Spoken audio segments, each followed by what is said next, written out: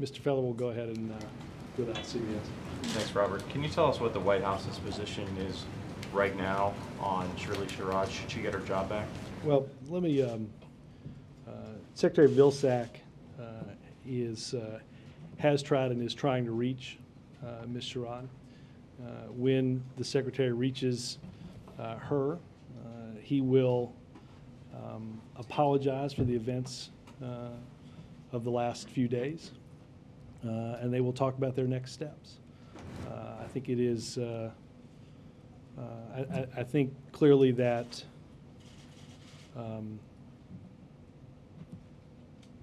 lot of people involved in this situation, from the government's perspective on through, acted without all the facts. Now, as you saw Secretary Vilsack's statement from last evening, now that we have greater knowledge and a broader fact set, he is going to review all of those facts, and that's what he'll talk to Ms. Sherrod about today. So does the Secretary plan to offer her job back? Well, again, I think that's something that the Secretary and Ms. Sherrod are going to talk through those next steps. What was the President's involvement in this? Can you walk us through that from when he first found out to the present? I believe the President was briefed on this sometime yesterday, most likely in the morning. This was, as you heard Secretary Vilsack say yesterday, a decision that was made by the U.S. Department of Agriculture. The President was briefed yesterday and has been briefed obviously today as well. So did he or anyone at the White House direct that she be fired? Not to my knowledge, no. And to a lot of people trying to follow this story, they see a government employee who ends up losing her job because of comments posted on a videotape that appears to be taken out of context. It just looks bungled. Is that a fair way to put it? Well, Ben, I think this is one. I think this is a fair way to put it. Members of this administration, members of the media, members of different political factions on both sides of this have all made determinations and judgments without a full set of facts. I think that is wholly and completely accurate. I think, without a doubt, Ms. Sherrod is owed an apology. I would do so certainly on behalf of this administration. I think if we look back and decide what we want to learn out of this, I think it is, as I said, everybody involved made determinations without knowing all of the facts and all of the events. Why do you think that happened? I can't speak for everybody involved, but I think we live in a culture that things whip around. People want fast responses. We want to give fast responses, and I don't think there's any doubt that if we all look at this, I think one of the great lessons you take away from this is to ask all the questions first and to come to that fuller understanding. I say that, again, from the perspective of this administration. I say that from the perspective of those that cover this administration and those that are involved in the back and forth in the political theater of this country. One last one on this, that apology from the Secretary, does that reflect the President's view as well? I did so just a few moments ago on behalf of this entire administration. Yes, sir. It does sound like you've spoken to the President about this. I have. So what does he think about it? Does he agree that she was a victim of a rush to judgment? Again, I don't think I'd be out here, Matt, giving you the answers that I just gave to Ben without having those reflect the feelings of the President and the feelings of members of this administration. Was he angry about the way this has transpired? Well, again, look, decisions were made based on an incomplete set of facts. We now have a more complete set of facts, and a review is being done as it should be. And what, if any, concern is there within the administration that the mishandling of this the Sherrod affair could hurt the President and the Democrats as well in the election year? I think your question encapsulates a little bit of what I was talking about a minute ago. I know we have this society and this culture now that's pervasive in this town where everything is viewed through the lens of who wins, who loses, how fast, by what margin. Look, a disservice was done, an apology is owed. That's what we've done.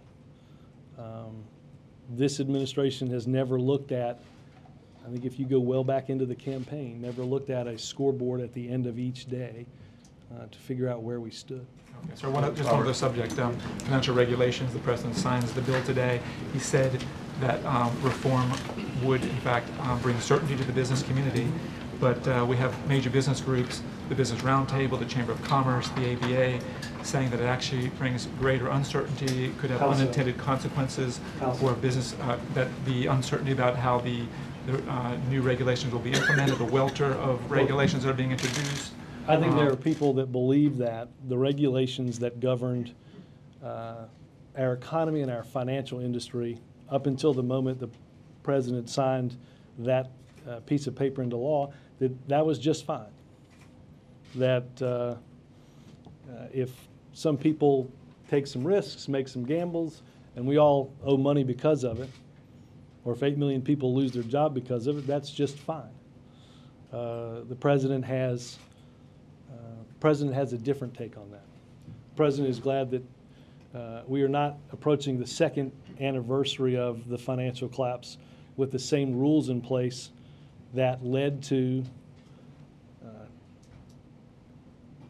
a tremendous retraction in economic growth, more than 8 million jobs lost. I think in many ways government is about choice and about choices. I will let those that oppose this bill defend the choice that the rules that we had in place are the ones that should continue to govern the financial sector. The President certainly does not believe that, and thank goodness 3 Republicans in the Senate put aside those partisan differences to ensure that a very strong piece of legislation that will protect consumers and Main Street is now the law of the land. Robert, I wanted to go back to Shirley Sherrod, because when you start out by saying that Secretary Vilsack is going to call her and apologize, and then, as you put it, talk about the next steps, here we are 2 days later. Presumably people inside the White House have seen the full tape, realized that it seems an injustice was done here. Why is there still vagueness? Why hasn't the President, the Chief of Staff, or someone here picked up the phone and said, here's what we're doing, make a decision, instead of saying, we're trying to figure out the next steps? Why the vagueness? Well, no, I don't think I'm being vague yet. I'm the Secretary of Agriculture employs a number of people to carry out the duties and the functions of the Department of Agriculture. I think there are clearly some things that Ms. Sherrod will likely want to talk to Mr. Vilsack about, and we're going to let that conversation happen. But this is the President's administration. It's bigger than Tom Vilsack or any department. This appears to be an injustice. Why wouldn't the President intervene instead of letting this all fall on the agriculture?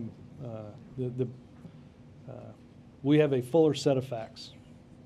A review is taking place, and the Secretary is trying to reach Ms. Sherrod to apologize for the exact injustice that you talk about. Hold on. Let me, can I, if you don't mind, let me just finish a few of my answers. As I said, a disservice was done for which we apologize. I think the next step that has to happen is the Secretary needs to speak with her, and he's tried to reach her, and we hope that they reach each other. Tell her something specific, or again, offer her job back? I know we've all got deadlines. We're going to let these conversations happen. Now, Shirley Sherrod has told CNN several times that Cheryl Cook, the Deputy Undersecretary at Agriculture, called her 3 times on Monday when all this was starting to unfold, was pressuring her to resign, and specifically said that the White House wants you to step down. Yeah, again, I think I'd point you to the interview that the Secretary did with... The Secretary said that, and told CNN yesterday, he did not himself speak to anybody inside the White House, but there are thousands of people who work at the Agriculture Department. Right, and as I said to Ben earlier, I know of no conversations that have happened like that, as the Secretary said. So no one at the White House urged I her. answered your question. Jane? Apparently she's watching this briefing, Shirley Sherrod, on CNN right now. Is there anything you want to say to her? We know where she is. I'm being quite serious. No, this is not, I was just Can gonna say we this is just- funny. yeah, She's watching. No, no, I understand. watching Let's, you. And let me, the secretary is trying to reach her. I hope that the secretary reaches her soon and they have an opportunity to talk. The secretary will apologize for the actions that have taken place over the past 24 to 36 hours.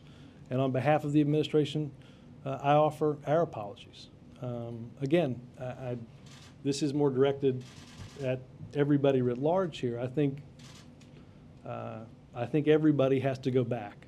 We will continue to, and look at what has happened over the past 24 to 36 hours and ask ourselves how we got into this. How did we get into, how did we not ask the right questions? How did you all not ask the right questions? How did other people not ask the right questions?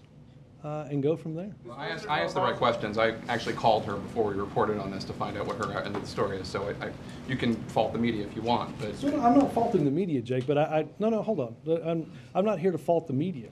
I've apologized on behalf of the administration. I will say, a number of people called quite quickly after these comments aired and wanted to know what our response was. I don't know who else called. I don't know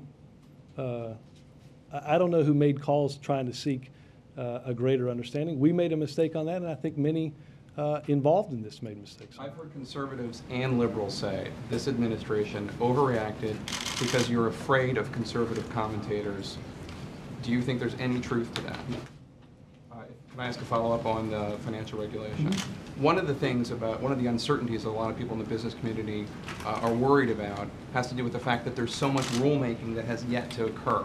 Hundreds of rules, dozens of studies. Is that not a possible reason because there's so many things that were left vague in this legislation? Is that not a possible reason? No, let's be clear. The rulemaking doesn't take place based on legislative vagueness. Rulemaking happens in virtually every piece of legislation that is passed in order to implement legislative directives. Okay, but the Vice President said that the business community right now should not have uncertainty because this legislation is passed. But the truth is, they don't know who's going to count as somebody whose derivatives need to be monitored. They don't know what the fees are going to be. I think the legislative intent is clear. I do not believe that. I think this provides certainty for people on Wall Street. It provides certainty for people that work in the financial industry, and I think it provides certainty for those on Main Street that they're going to be protected. Again, there were those. I think many of the people that you discussed, let's be clear, spent tens of millions of dollars hiring hundreds, if not thousands, of lobbyists to water down the legislation and stop it. That's the role that many of those people played that you just mentioned. I don't think that. I think the motives of those are important to understand, and I do think this provides certainty for all. Last question about Shirley Sherrod. Why do you think there was such an overreaction? I don't know. I think again, I think in a frenzied culture where everything happens so quickly, where when one person has a story, everybody has to have a story, and responses are given. Mistakes in this case clearly were made. Yes, sir. Hi, Robert.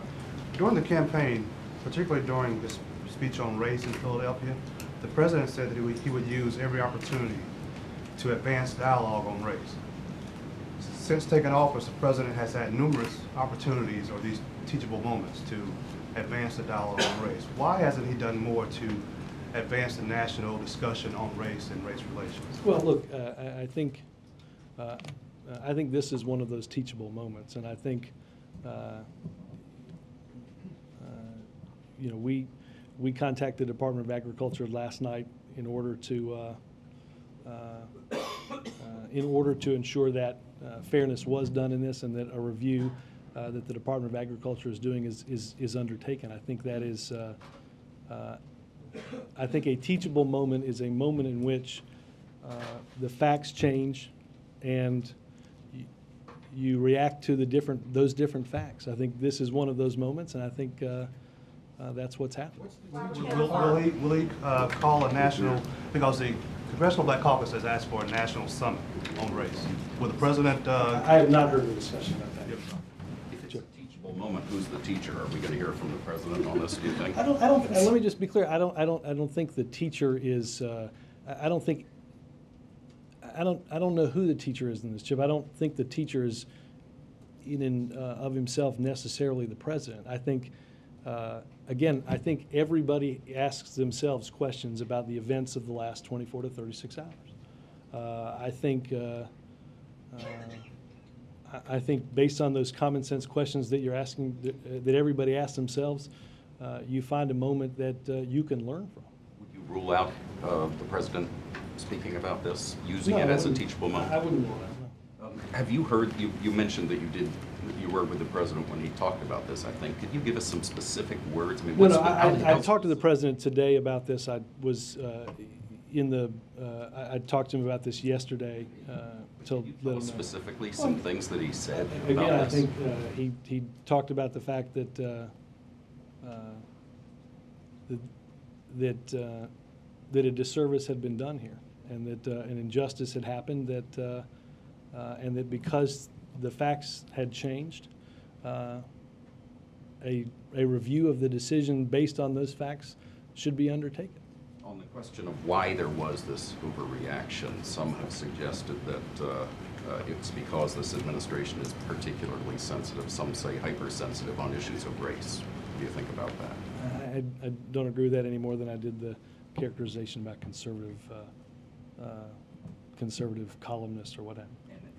Forgive me if I missed this, but has the president talked to Vilsack about this, and what is he planning to? I can check. And what happens to Vilsack?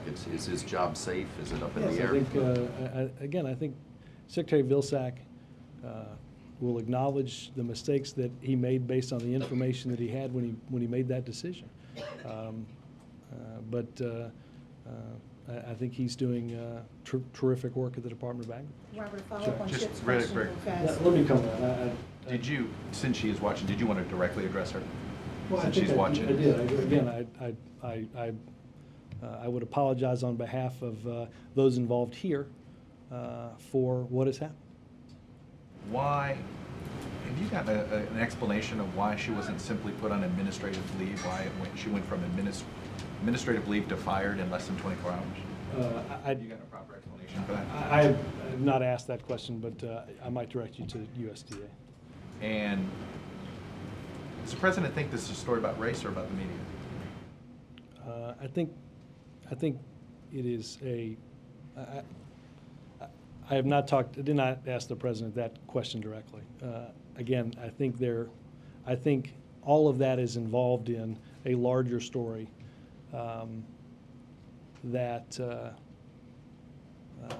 combines rapid advances in technology, a whole host of things that are involved in culture and race and media and politics that create an environment that we're living in today. That I'm reminded of when the president spoke at the memorial service for Walter Cronkite, and mentioned and told the story that Cronkite would tell about not just getting something first, but getting something right. I think that is true for all of us involved here. Do you think the issue with this government settlement with black farmers had anything to do with Secretary Vilsack's overreaction here? Well, I will say this, as many of you know, the department is in the midst of paying out a settlement for decades-long discrimination. I think, as you saw in the statements that from Secretary Vilsack, that rightly the department has a zero-tolerance policy for discrimination. And the reason it does so is because of, if you look back at the the history of some aspects of the way USDA benefits have been dispensed. They were done so in a way that people have acknowledged were discriminatory. So I don't know whether that played a direct role in this. I know that is something that that Secretary Vilsack is mindful of in having a zero tolerance policy. Because the money has not, Congress has not approved the No, $1.25 but there have been a series of different settlements. I'm not suggesting that, obviously there's several $1 billion on this. Again, the settlement's been entered into based on a judgment of discrimination. Quickly on financial reform. Can you square this circle? If this ends too big to fail, why is there resolution authority to deal with too big to fail things? Because resolution authority, resolution how is the authority, two? well, let's go back to our AIG example, right? You have what, by all accounts, was a well-performing insurance company that somebody had the bright idea of attaching a hedge fund to the top of, right? And when all that becomes so intertwined that when mortgage-backed securities fail miserably, you can't, you don't have the authority, hold on, but you don't have the authority to break those two apart.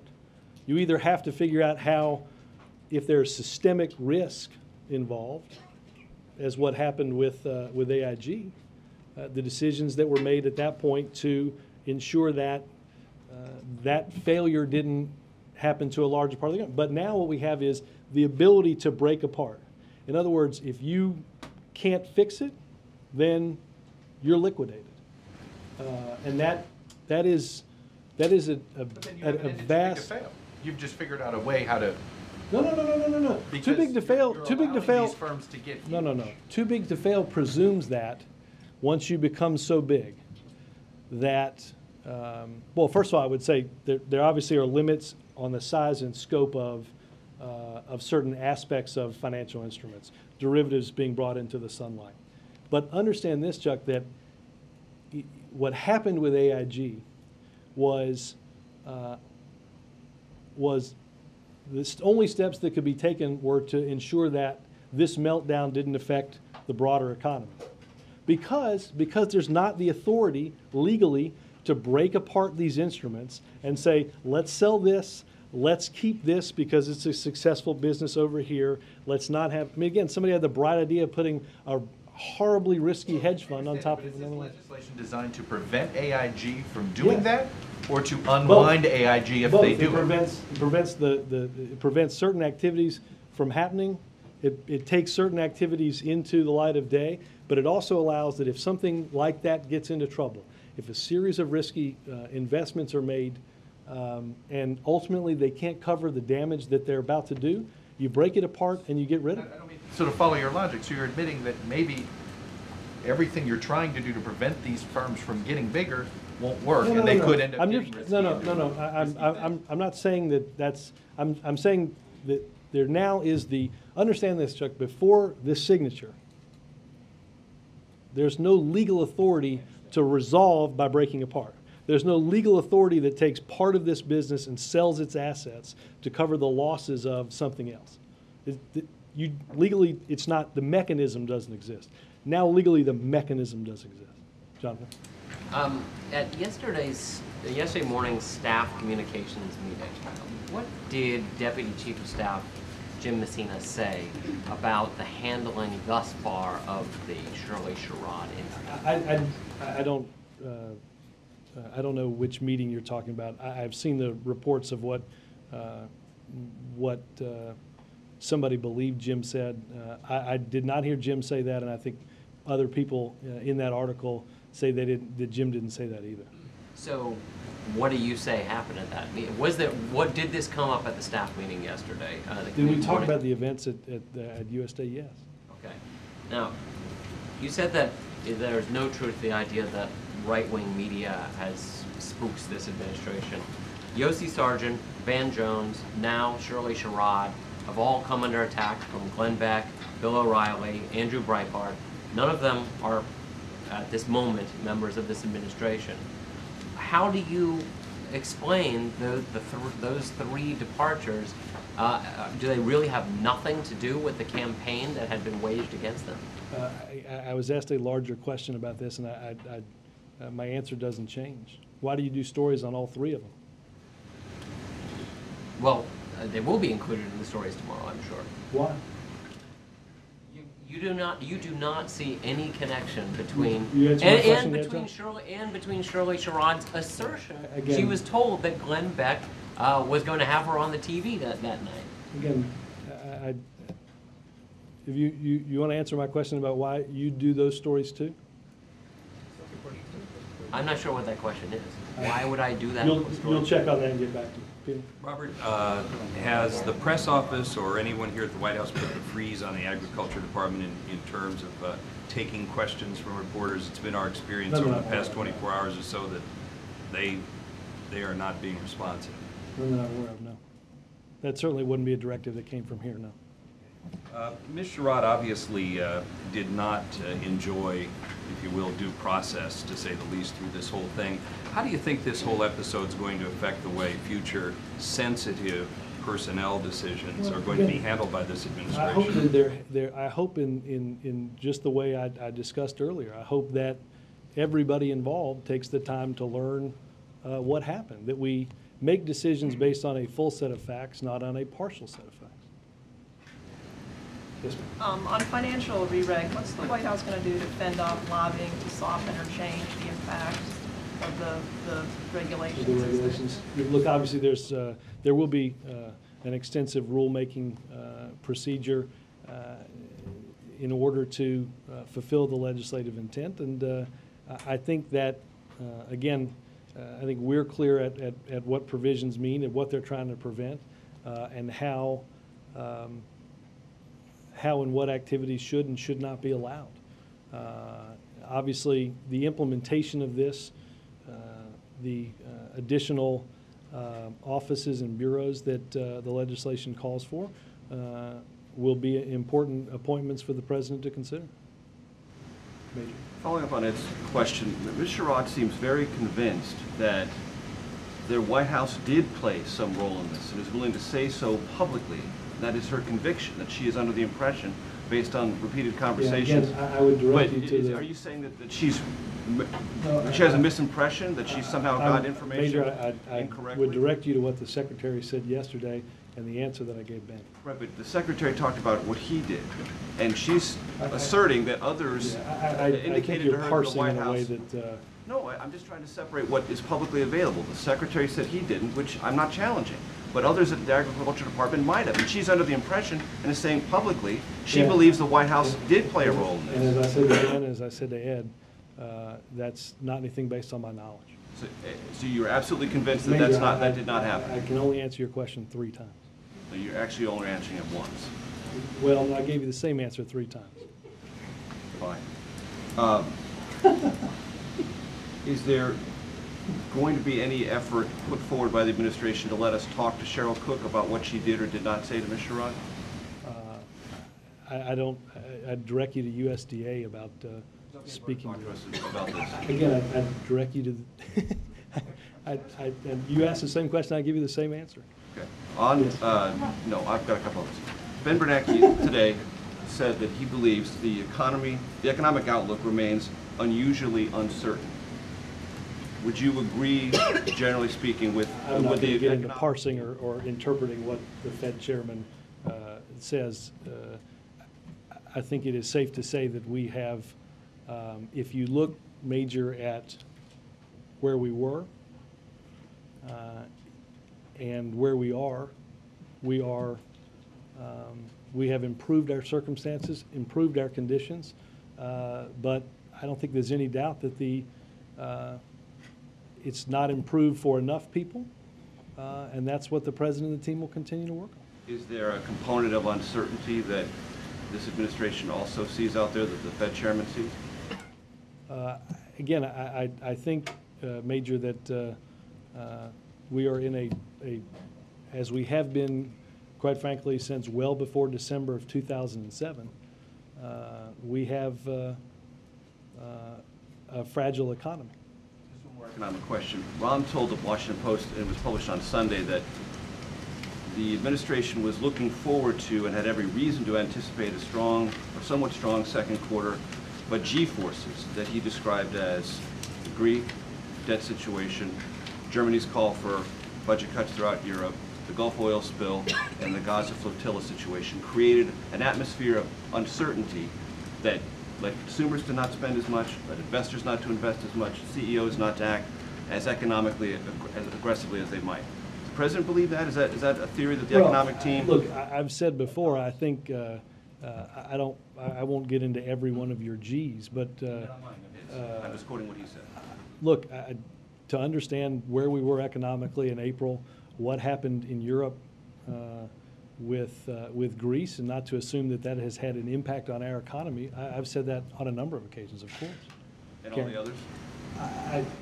Look, obviously there is, I'd lead with that, I'd lead with the Greek G. Yep. If we could get back to Secretary Vilsack's role in all of this, my understanding from the timeline that you just suggested here and that other White House officials have said was that the White House was informed but not consulted about his decision to fire her. I think the Secretary said that too. But that it took pressure from the White House last night for him to agree to reconsider that decision. I will say, as I think we have said to a number of you today, the White House contacted the Department of Agriculture, and a review was agreed upon. Who made that call? I'm not going to get into who talked directly with them. But what is this? Does this not do anything to alter the President's judgment of Secretary Vilsack's ability to run this department and his judgment and his, especially given this department's history on these kinds of issues? Karen, I think the Secretary rightly has a zero tolerance policy for discrimination. I think that the Secretary made a decision based on the information that he had, and is in the process of trying to reach Ms. Sherrod to apologize for having made that decision on that incomplete information. And nobody asked for the tape of the full speech or anything like that? Again, we are, based on the fuller information that we have, that these decisions are being reconsidered. Celeste's reached her. Why can't he reach her? Yeah, it's got to be. Maybe he's talking to you. I don't know. Can you just walk us through a little bit President Obama's role in this? When was he told? Well, as I said earlier, it was told about this, I believe, sometime, I can't forget the time, probably likely late morning yesterday. And what was his initial reaction to what he had heard? Well, again, how it was presented based on what, again, I don't have the exact time with me, but again, I think as we had said yesterday, that based on incomplete information and based on the decision that was made on incomplete information, the White House was supportive of that decision. Obviously, new information came to light, and that's why the review is being undertaken. I understand that, but who was it that first told Mr. Obama about this? How did he first learn of it? A group of staff, again, I don't remember what time. Do you remember when he found out about the additional information that she actually, that at some point yesterday, were taken at out some of? point yesterday, but I don't know the exact. And you weren't involved in, you don't know? I who was told involved him about it? in the first discussion with him. I don't know who, I don't know how he was briefed yesterday afternoon and early evening. And I understand when, in response to some of the questions about why do you think this has gone so viral so quickly, you say a lot of this is because of the frenzy. People react really quickly without getting the facts. But why do you, I mean, a lot of this, part of the reason why people reacted so quickly, I think at the end of the day, is because this is about race. Why do you think this issue of race remains so inflammatory? And what does the president say about how to handle it? I mean, does he express frustration when this sort of thing happens? Does he, how has he been? I mean, you know this, I know this, I think everybody knows this. This was, race has been a topic of discussion for a long, long time in this country. A war was fought about it. A movement to gain equal and civil rights was had to rectify injustice. And it continues to be something that we will discuss for quite some time. Again, I think this just continues many of those discussions. Mark. Three real quick ones on three other subjects. Jobless benefits. Are you ready? What are you hearing about the timing of it, and are you ready to sign it? Well, I will say this. I think many of you saw the statement that we released. Despite the fact that the procedural hurdles that we shouldn't have had to go through, we went through and were passed. Republicans have insisted on the full 30 hours of that debate. The partisan minority continues its stalling effort for the unemployment insurance that 2.5 million Americans so desperately need. Those are the people that have been cut off from. As soon as the Senate takes this up, the House will have to take this up, and as soon as that happens, that bill will come here, and the president will sign it as quickly as he can. Public ceremony. I think part of that depends on the Mark. Our desire is to get this signed into law.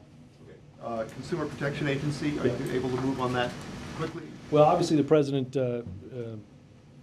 as I said earlier, will make some appointments based on the law that was signed. I do not expect an imminent announcement on that. So I would say, not that I'm aware of. No, I think we've got highly qualified candidates.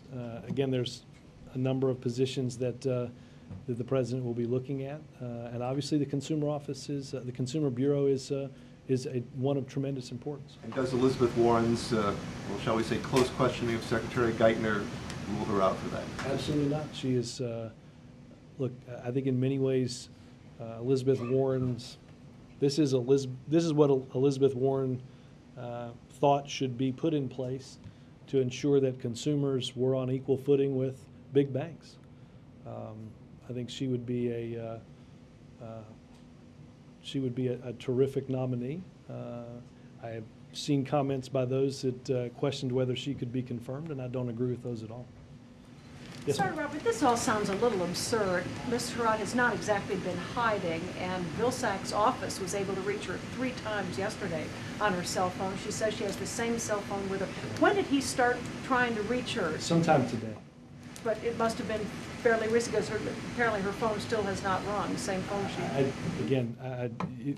And if you've got a number, I'd be happy to deliver it to the secretary to make sure that he's calling the right one. Since well, don't do that here. Since you've made your statement here and she heard you, she says that she was most struck by how this would play for her grandkids, that the first black rural director in Georgia was fired by the first black president.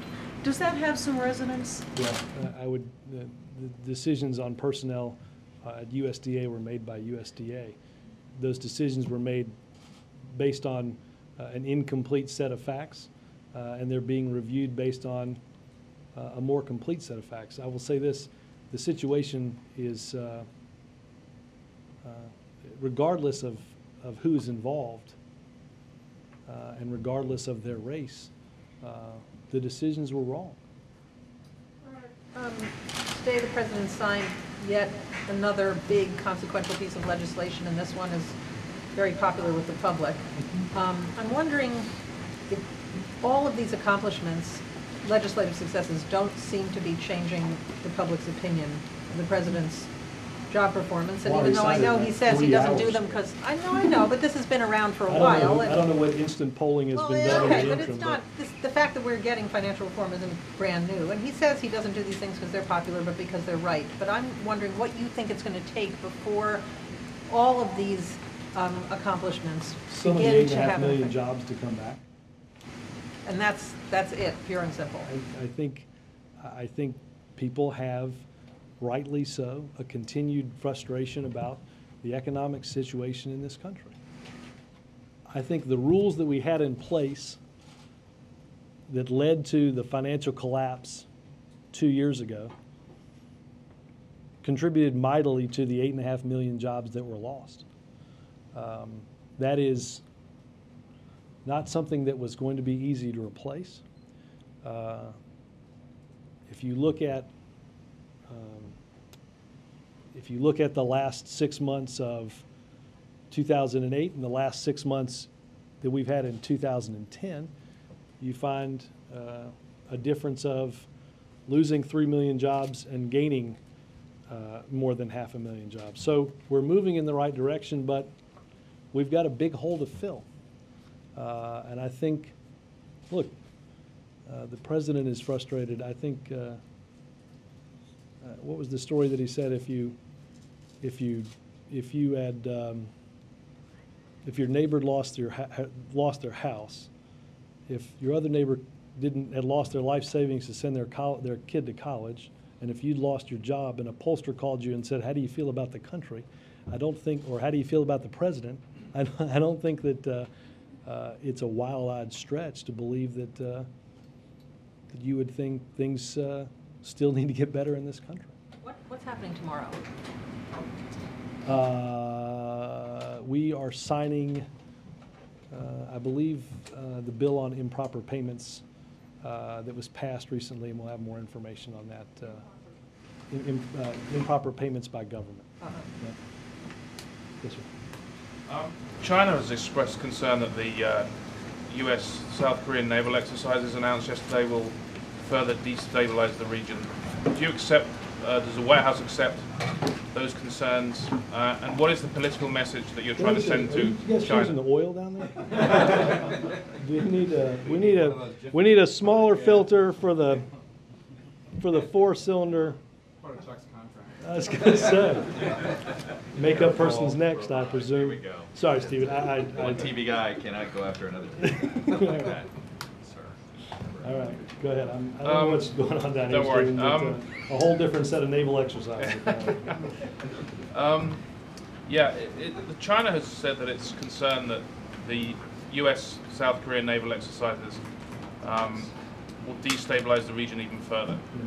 Does the White House accept those concerns, and what political message are you trying to send to North Korea? Well, look, I think that it's important to understand that these are exercises that are defensive in nature, and defense sends a clear signal of deterrence to the aggression of North Korea and in support of the defense of South Korea.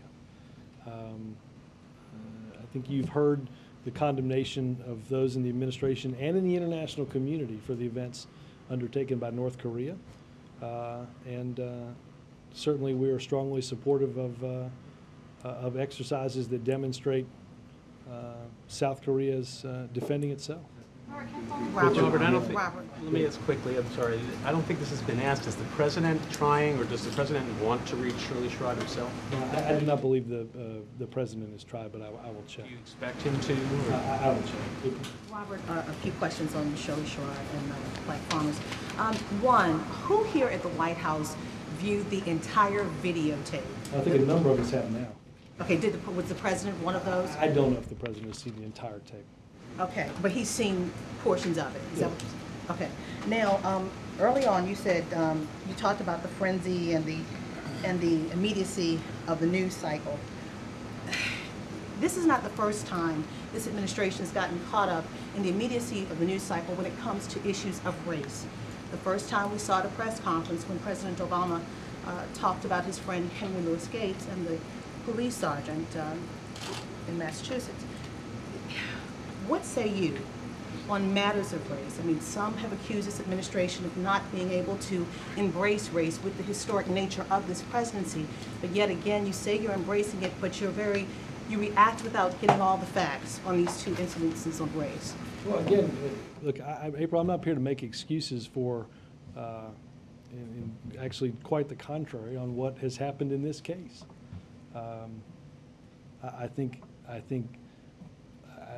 I think many involved at all levels believe rightly that not all information was gotten. I think rectifying that is tremendously important for everyone. Serious domestic items are being hijacked because of issues of race and the racial drama that's been playing out. All right. And going back to something that Kevin had asked earlier about the CBC, they're asking for a national dialogue. This is from the CBC and a quote from them. "We also believe that a national dialogue on race must be held. The basis for Mrs. Sherrod's resignation is another example of why we must not sweep race under the rug. Rather, we must come together as a nation and recognize that we do not live in a post-racial era, and that while difficult, we must confront these issues head-on with clarity and without fear." Bill Clinton held a conversation on race. Does this administration feel they need to hold one? Again, we'll go back and check. As I said to Kevin, I have not heard discussions about that in here today. Black farmers, you brought it up with Chuck. I don't know where the legislation. I will check on, and you should check with members on Capitol Hill that might have, quite honestly, better intelligence about the level at which, or what's in different drafts of supplemental appropriations that need to go through. John Boyd says the president doesn't want it in the war bill. He says that the administration is saying no way, and the president in particular doesn't want it there. It's not the impression that's been left with me, but I don't know. I do not know the latest on what's in what bill. Glenn? Robert, on the Shirley Sherrod matter, administration officials have repeatedly said that they were informed but not consulted on her forced dismissal. I think I agree with that statement. What does that mean? What's the difference between those two things? Well, I mean, I think you don't understand that? Being informed and consulted. Again, I think the decisions that were made on hiring are made, as I said earlier, at the U.S. Department of Agriculture, and it's a department run by the Secretary of Agriculture, and they informed the White House of the decisions that had been made. Could the White House, which official was informed initially that that decision was made? I think there was interaction between a number of people. Could someone from the White House have said, presumably after being informed, that this is not acceptable? This was not an acceptable decision. I mean, was there someone in the White House who could have red-lighted this at that moment in time? Well, again, when this was a decision that the Secretary made based off of incomplete information. We know about the Secretary. He's spoken publicly on this. Yeah, again, I guess it's hard to go back in terms of that hypothetical. But it's not hypothetical. Someone in the White House was informed about this and decided not to say this is unacceptable. Again, Glenn, who was that individual? Again, Glenn, this was based on, look, I'm not here to make excuses for the decisions that were made. They were wrong. The notion of responsibility implies that an individual. Look, I've certainly for the actions of our administration, But who was it? Is someone going to be held accountable? Let me finish. But let me just finish the question. Well, weirdly, he didn't ask it. That's a better one. Yeah, there you go. You guys get together in a group and we'll play Jeopardy. Look, I have throughout today, right here, taken responsibility for our actions. So was it you? No, I'm the lucky guy that gets to go talk to you. But I'm sorry, just can't we put a finer point on it? I mean, you talked quite significantly about sort of this frenzy of overreaction and the way that folks are responding culturally. But who individually is responsible for this in the White House as opposed to? Look, I think there are a number of people that are responsible. I think there are a number of people responsible at the USDA. I think, I think there are a number of people that have been involved in this situation at many different levels and in many different venues that will, as a result of this, take a look at the actions and decisions that were made. Can you at least tell us who in the White House reversed course and called the Agriculture Department and said, we need to review this? Can you at least tell us that information? The White House. Different subject. The president was scheduled to meet or have lunch with House members today. Yeah. Who were they and what was the topic? I do not have the list of members here, but I will get that. I don't think there was a set topic. I think much like the senators that came over here recently, there were, I assume, a number of topics. I will try to get a clearer readout in the folks that came. Bill? Robert, in terms of, back to Shirley Sherrod, in terms of a teachable moment, The Van Jones and Shirley Shrods are not exact parallels, but is one of the lessons to be learned here that the administration should not be so quick to throw its own people under the bus? Well, Bill, I don't know that I would.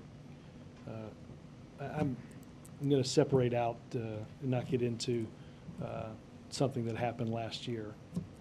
I think that again, decisions were made based on what we knew at that time. Hold on, let me finish. Yeah, the Secretary of Agriculture made that decision. You know, I think everyone goes back and thinks, what could you have done differently? What would you have done differently? And we'll all have an opportunity to do that. I think that is an important role. I think that's what makes it teachable. I think that's what you learn from. So Robert, is the lesson don't trust the internet or what? I mean, well, I think you have to. I think when somebody puts 2.5 minutes of video up, and people play 2.5 minutes of video off of a 43-minute speech, it's probably important for both the news organization transmitting the 2.5 minutes and what they purport that it means, and for those involved making decisions about somebody's career in their life to do the same thing. I think that's true, as I started out this briefing by saying those on the political playing field that are going to commentate, and I don't mean necessarily pundits, interest groups on this side or that, to do the same thing. I think that's clearly what the NAACP has done over the course of the past 24 hours. I think this is something where, again, I think what makes this teachable, what makes this something you learn from is us taking a step back and looking at the decisions that were made based on that incomplete information, what questions you should have asked, when you should have asked them, both, as Glenn asked, both here and at the Department of Agriculture. Again, I had a lot of people asking for a response to the 2.5 minutes. Nobody birthed on Monday that the 2.5 minutes was really 43. My guess is you heard from a lot of your editors saying, go get reaction to this story. And I think that groups get involved in this. Yes? This whole issue of like advances in technology, 24-hour news cycles, yep. The question right now, are you saying in effect that advances in technology allow for things to be taken out of context as opposed to the old journalistic standards where you're supposed to put things in context without advancing any particular agenda, whether it's liberal? Well, look, I don't doubt that even in some context, some people might decide, look, we've always had opinion writers in this country. But I think that sort of, in some ways, oversimplifies this. The context here wasn't somehow that the 2.5 minutes was not contextualized properly. It wasn't a complete recitation of what she had said. Now, again, that is put up on the internet, that is transmitted. You all see it, you all want reaction, we get reaction. You transmit both the 2.5 minutes, not the 43, the reaction that's based off the 2.5 minutes, not the 43, and decisions are made on personnel based on that. I don't think there's anybody involved in that chain that wouldn't think that from start to finish, this couldn't have been handled and shouldn't have been handled differently. Follow up on an unrelated subject, on jobs. Last week, Jobs Summit, Chamber of Commerce CEO said if you really want to create jobs, increase economic growth, you temporarily extend the 2001 and 2003 tax cuts, temporarily, versus the president's only calling for an extension of your middle class tax cuts. Is there some possible medium, just a temporary extension? Well, look, obviously this is an issue that is going to come to the fore based on, as you said, the expiration of the 10-year 2001 tax cuts. The president's priority is on, as you heard in the campaign, those that affect the middle class.